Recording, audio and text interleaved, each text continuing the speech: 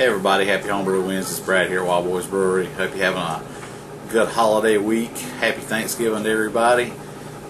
Don't really have anything to talk about as far as homebrew except for one I got coming up. I was going to brew on Monday, but my schedule changed at work, and I'm usually off on the first few days of the week, Sunday, Monday, and Tuesday, and we're going to be closed at the end of the week on the days I usually work, so we changed the schedule around to accommodate our customers that needed to come in, and so I was not able to brew. I'm going to brew probably this coming weekend or next couple of days, not tomorrow obviously, tomorrow's Thanksgiving, but I was just going to talk a little bit about the brew I got coming up.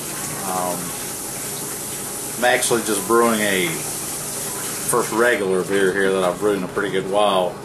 It's an amber, and it's from the Brewing Classic Styles book. Jamel and John Palmer. Let's see if I can find the recipe here. Amber. Okay. Alright, the one in the book is just going to be the American Amber Ale. The original gravity on it's supposed to be a 1052. Final gravity is supposed to be around 1013. 33 IBUs. 13 SRM, supposed to be around 5%. Like 7 gallons will work, boil it down to 6, then you'll wind up with 5 by the time it's all done with, 5.5, somewhere around in there. See, we got the, it's 9.25 pounds of base malt, and it calls for British Pale, but what I used was 4 pounds of Maris Otter, and no, it's 5.4 pounds of Maris Otter and 5.25 pounds of Canadian malting 2-row. And then the steeping grains are specialty grains. I'm not steeping them; they'll be in a mash tun. Got a 1/4 pound of Crystal 40, half a pound of Crystal 120, and a half a pound of Victory. And the hops on this one, they're using Horizion for 60, Cascade at 10, Centennial at 10.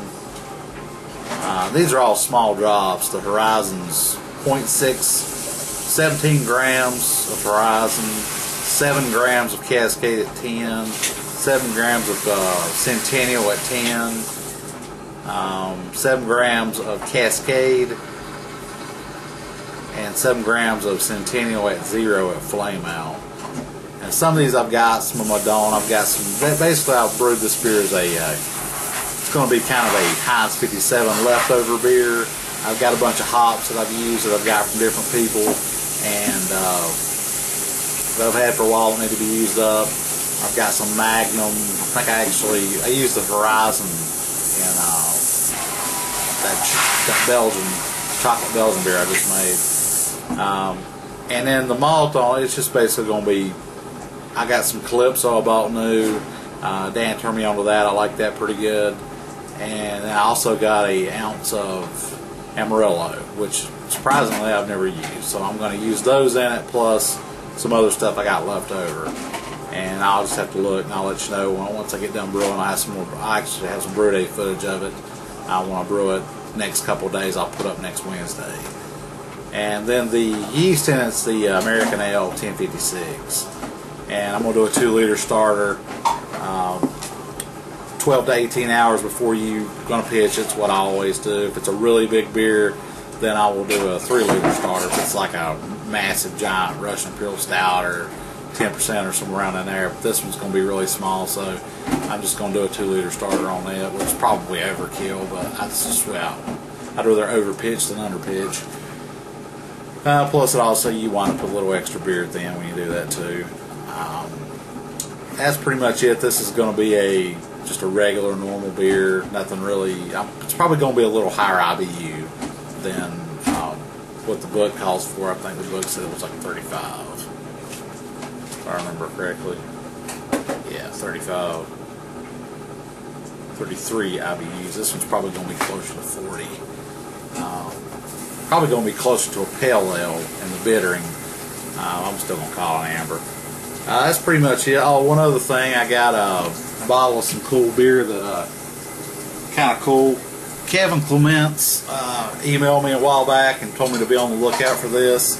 It's Old Hickory Brewing down in Hickory, North Carolina, about not quite an hour away from me. They come out every year with this event, Horizon. It's real nice. It's got the wax on the top of it with a nice stamp inside of it and everything. But it says ale brewed with honey and aged in bourbon barrels. And it's not a really super big beer. I think it's only like 8.5% or something like that. To me, that's not a big beer. I mean, might be to some people. It's 9 and above. I guess it's close to getting a big beer. But they barrel age it for a year before they bottle it and then ship it out. So it was actually brewed in 2010 or 2011, and then barrel aged for a year, and then they have real limited release. It's actually, even though I'm an hour away from it, it's hard to get here, and they're charging a pretty healthy price for it. It's a bomber, and it's about $14 a bottle, so I only bought 2 of them. All I can say is it better be good. If not, I won't buy next year's batch, I'll tell you that. But I'll do a review on that, since it's kind of one of those hard to get. Big deal with local beers for us. And hopefully it'll be good. It should be. Hopefully it won't have the hype that went along with it if it's not a good beer. But I'm going to wrap it up. That's all I got going on this week. I'll show you some brew day footage when I get done brewing that amber. And that'll be up next week, and I might do a beer review before that rolls around. So if it does, I'll put that up before next week. We got some baking going on today, so sorry about the extra noise in the background. We're getting ready for Thanksgiving. Got some rolls, some goodies. What's this called again? It's a pumpkin crumb cake. Pumpkin crumb cakelet. Pumpkin crumb cakelet. So we'll get a little sample on here. Let's go. They were real good. Well, happy Homebrew Wednesday. Happy Thanksgiving.